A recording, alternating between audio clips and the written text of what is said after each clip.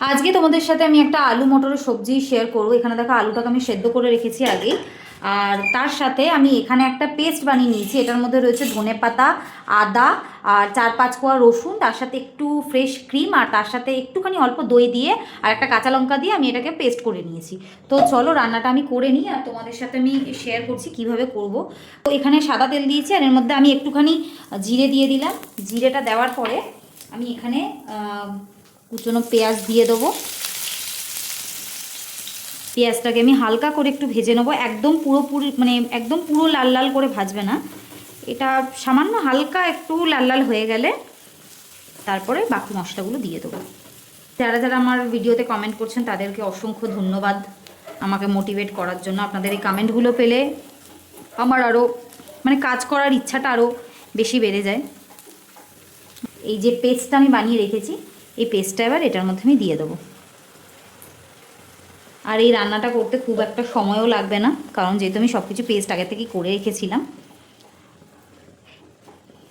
আমি একটু চেষ্টা করি তোমাদের সাথে চটজলদি ঝটপট করে রান্না রেসিপিগুলো শেয়ার করতে, কারণ আমি জানি আমার মতন হয়তো অনেকেই আছেন আরও যারা ওয়ার্কিং আছেন, আবার এসে রান্নাবান্নাও করতে হয়। সত্যি কথা বলতে সবসময় বাড়ি ফিরে এসে আহামরি সবসময় করাও সম্ভব হয় না, মাঝে মধ্যে ইচ্ছা হয়।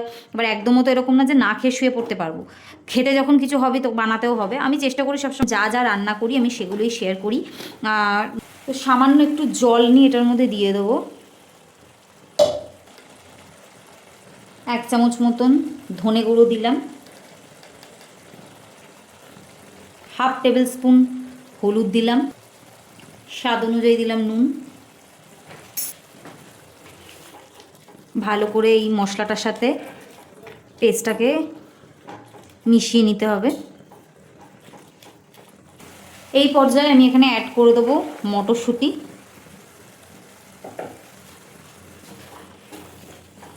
এবার মটরশুঁটিগুলোকে ভালো করে মশলাটার সাথে কিন্তু মিশিয়ে নিতে হবে। মটরশুঁটিটা আগে ভালো করে সেদ্ধ হয়ে যাক, ততক্ষণে এটা একটু ঢাকা চাপা দিয়ে রেখে দিলাম। 5 থেকে 7 মিনিট হয়ে গেছে। তো এবার আমি ঢাকাটা খুলে একটু দেখে নেব। তো দেখো ভালো করে কিন্তু মশলাটা কষে গেছে। এবার আমি এটার মধ্যে জল দিয়ে দেবো একটু। জল দিয়ে দিয়েছি, এখানে তোমরা চাইলে গরম জলও ব্যবহার করতে পারো। মোটামুটি আরও 10 মিনিট মতন একটু রান্না করে নেবো ঢাকা চাপা দিয়ে। 5 থেকে 10 মিনিট মতন হয়ে গেছে। তো এবার আমি একবার তুলে নিচ্ছি। এই সময়তে এই সেদ্ধ করে রাখা আলুগুলো কিন্তু আমি দিয়ে দেবো। জলটা একটু শুকিয়ে গেলে, কেন এখনও খুবই পাতলা ঝোল রয়েছে, তো এটা একটু মাখো মাখো হয়। তো আমি ঢাকা চাপা দিয়ে আবার একটু 5 থেকে 7 মিনিট মতন রান্না করে নেব।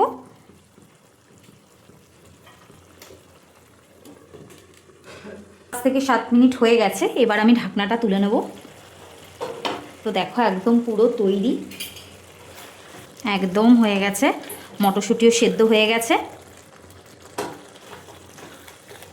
ওপর দিয়ে আমি একটুখানি ক্রিম ছড়িয়ে দেবো।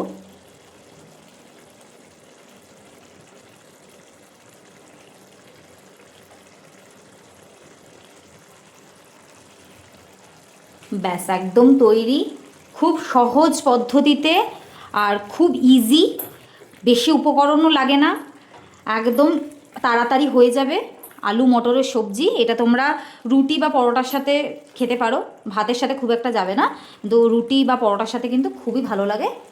এবার গ্যাসটাকে অফ করে দিয়ে আমি এবার এটা নামিয়ে নেব। এই যে তৈরি আলু মটরের সবজি। অবশ্যই কিন্তু কমেন্ট বক্সে জানিও আমার ভিডিওগুলো কেমন লাগছে। আর যদি তোমাদের আমার ভিডিওগুলি ভালো লেগে থাকে অতি অবশ্যই কিন্তু আমার চ্যানেলটিকে একটা সাবস্ক্রাইব করে দিও, লাইক কমেন্ট অবশ্যই কিন্তু করে আমার পাশে থেকেও আমাকে সাপোর্ট করো। আজকের ভিডিওটি দেখার জন্য অসংখ্য ধন্যবাদ। আর এরকম ভালো ভালো রেসিপি পেতে হলে কিন্তু আমার চ্যানেলটাকে অবশ্যই কিন্তু একবার সাবস্ক্রাইব করতে হবে। আজকের জন্য বাই বাই।